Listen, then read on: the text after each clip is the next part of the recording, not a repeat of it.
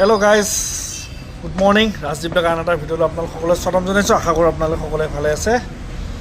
আজি বতৰ খুবেই বেয়া, ৰাতিপুৱাৰ পৰা বৰষুণ, এতিয়াও একদম বতৰ বেয়া। আজি গুৱাহাটী যোৱা কথা আছিল, আজি গুৱাহাটী নাযাওঁ। আজি আমাৰ জুবিন দাৰ ফিল্ম ৰৈ ৰৈ বিনালে আজি ৰিলিজ দিছে, চাব যাব নাপালোঁ।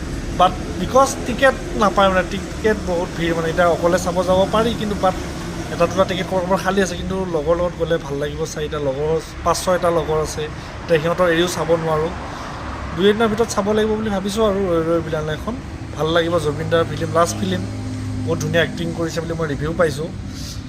বাট আজি ফাৰ্ষ্টত চাম বুলি বহুত আশা কৰিছিলোঁ, বাট নাপালোঁ। টিকেটেই নাই, চব বুকিং হৈয়ে থাকে।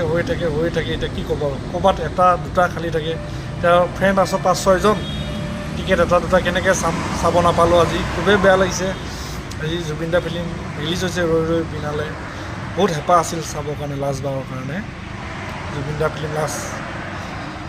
এতিয়া আজি বতৰো বেয়া, দোকানত আছোঁ বৰ্তমান, কাষ্টমাৰ নাই, বৰষুণো দি আছে অলপ অলপকৈ। ৰাতিপুৱাতো ধাৰাসাৰ বৰষুণ, এতিয়া অলপ কমিছে, বাট বতৰ খুবেই বেয়া। আজি এইবিলাক আমাৰ ফ্ৰাইডে বজাৰ হয়, বজাৰো অলপ কৰিব লাগে। এতিয়া বজাৰ বহিছে নাই গমেই পোৱা নাই, বজাৰত গ'লেহে গম পাম। জয় জুবিন দা আৰু